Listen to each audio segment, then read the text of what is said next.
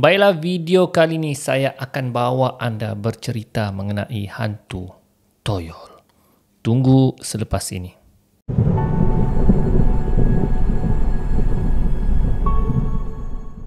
Assalamualaikum warahmatullahi wabarakatuh dan salam sejahtera. Selamat datang ke channel Ali Bosku. Baiklah, channel ini banyak menyediakan video-video yang menarik. Jadi jangan lupa untuk subscribe dan tekan butang loceng untuk update video-video yang terbaru. So guys, seperti di awal video tadi, saya ingin bawa anda bercerita mengenai hantu toyol. Toyol ni hantu yang paling famous di Asia Tenggara. Walaupun hantu ni sudah kata orang legend dari zaman dulu lagi, sampai hari ini masih ada yang percaya dengan hantu toyol. So sebelum saya lanjutkan lagi cerita saya, kita mesti berpegang kepada akidah kita agama. Perkara tahyul, perkara kurafat dan perkara syirik kita perlu elakkan. So apa-apa perkongsian saya ada perkara-perkara yang berkaitan dengan kurafat, syirik, jauhi ya. Jadi saya kongsi ni sebagai pengetahuan dan pengajaran kepada anda semua. Ya, jadi guys, kita mulakan cerita. So, definisi toyol. Okey, toyol. Toyol ni dikatakan satu entiti makhluk kecil, budak kecil, botak dan berwarna hijau. Itu definisi toyol lah. So, menurut pembacaan saya dan kajian saya, berdasarkan bacaan-bacaan saya, toyol ni macam mana boleh wujud?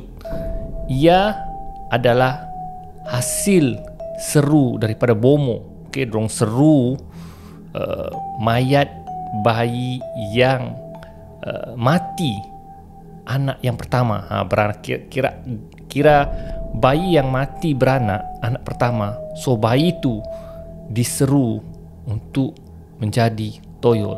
Sebab itulah kebanyakan orang-orang di Asia Tenggara lah, Malaysia, Indonesia, Brunei, Singapura, kalau ada ibu yang mengandung dan anak mereka mati sebelum dilahirkan ataupun lahir mati anak pertama, so kadang-kadang orang-orang tua atau keluarga akan bergadang menjaga kuburan bayi tersebut, sebab takut bayi tersebut dicuri.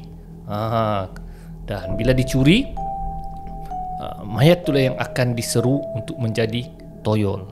Jadi jangan heranlah kalau ada di kawasan kampung, ya, ada kes kejadian bayi yang sudah meninggal ditanam dan bila ditengok kuburan bayi tersebut dibongkar. Sebab bayi tersebut diambil dan diseru oleh bomo-bomo untuk mereka menggunakan ilmu hitam mereka. Dan guys, seperti yang saya katakan tadi, perkara tersebut adalah syirik guys, ya, syirik. Dan dalam hadis Nabi, perkara syirik menduakan Allah, menempah ke neraka. So guys, selepas mereka seru, jadi mayat bayi tersebut akan menjadi toyol. So apakah tugasan toyol? Okey, tugasan toyol seperti sedia maklum, dia mencuri duit. Ya, dia mencuri duit orang di kawasan perkampungannya. Contoh kalau bomoh tu tinggal di kampung baru lah, so dia hanya boleh mencuri di kawasan kampung baru saja, tidak boleh keluar daripada kawasan. Sebab coverage dia hanya kawasan kampung baru saja. Itu dia punya berdasarkan ilmu mereka lah. Kalau keluar daripada kampung baru tidak berkesan, ya, toyol tu akan balik semula. So satu lagi, toyol ni dia tidak kalau dia mencuri duit, curi wang kah, dia tidak curi sepenuhnya, ya. Dia hanya ikut apa yang saya baca, dia hanya curi 10% daripada duit yang ada dalam rumah tersebut. Contohnya ada RM100, dia hanya curi RM10 saja. Begitulah, ya. Jadi kalau ada beribu-ribu, saya tidak tahu lah macam mana dia kira. Saya rasa toyol ni pun gagal matematik, macam mana dia mengkira kan. Okey. Tapi itulah, dia hanya sekeliling. Dan sekarang ni pun, zaman moden sekarang ni pun, ramai orang sudah simpan duit di bank. Jadi agak sukar lah toyol-toyol sekarang buat kerja. Okey, kalau mau curi kad kredit tak boleh pula kan. Macam mana dia mau bagi 10%, tak akan dia potong kad.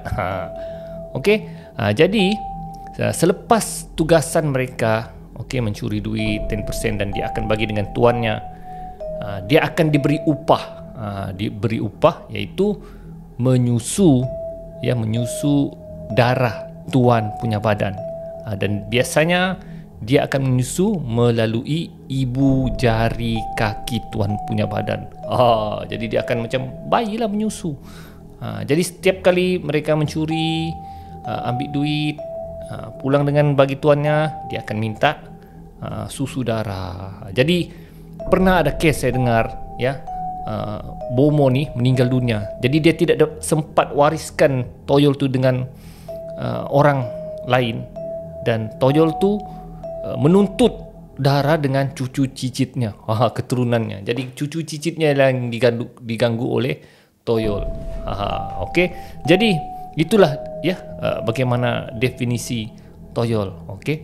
Dan beberapa kisah yang saya dengar, banyaklah kisah tentang toyol pernah berlaku di Malaysia. Dan satu kes yang saya pernah dengar, satu kampung tu mereka kehilangan macam-macam, bukan saja duit, mereka hilang handphone, mereka hilang beg duit, mereka sampai seluar sekalipun boleh hilang. Jadi orang kampung heran, benda tu tidak dapat ditangkap. Mereka cuba sudah buat rancang tapi tidak dapat. Jadi menurut legenda orang-orang tua cakap, cara untuk menangkap toyol ni gunakan kacang hijau. Jadi ditaburlah kacang-kacang hijau ni, sebab dia kan budak, jadi dia akan bermain kacang-kacang hijau tu seolah-olah itu dia punya permainan. Jadi bila sudah dia main, dia terleka dan tidak jadi mencuri. Begitulah cara untuk menangkap, mempermainkan toyol ni. Dan toyol ni dia boleh ditangkap lah, kalau ikut apa yang saya baca, ditangkap menggunakan jala. Dan bila ditangkap, habislah tuannya, tidak dapat hasil. So dalam Malaysia ada beberapa filem yang berkaitan dengan toyol, dan kebanyakan filem-filem yang berkaitan dengan toyol ni semuanya berkaitan dengan cerita lawak lah. Toyol, anda boleh tengoklah beberapa filem-filem yang pernah dilakonkan mengenai toyol, semuanya komedi. Sebab toyol ni walaupun dia agak seram, entiti yang kecil, lucu, tapi dia agak lucu lah, agak lawak. So ramai pengarah dan penerbit filem menjadikan cerita toyol ni sebagai cerita lawak. So guys, jadi setakat itu saja perkongsian saya tentang toyol. So sekiranya anda ada penambahan, ada maklumat tambahan mengenai toyol, anda boleh tinggalkan komen di bawah. Jadi setakat itu saja video saya kali ini. Kita akan jumpa lagi di video akan datang, dan kita akan bincang lagi hantu yang seterusnya. Jadi seperti yang saya katakan tadi, apa-apa perkara yang berkaitan dengan syirik, kurafat, kita jauhkan. Kerana perkara-perkara yang berkaitan dengan akidah ni, dia boleh memesongkan kita dan boleh menempah ke dalam neraka. So guys, apa yang saya kongsi ni hanya sebagai ilmu tambahan dan pengajaran kepada semua, agar jangan mengamalkan ilmu hitam. Sekian saja daripada saya, Ali Bosku. Assalamualaikum.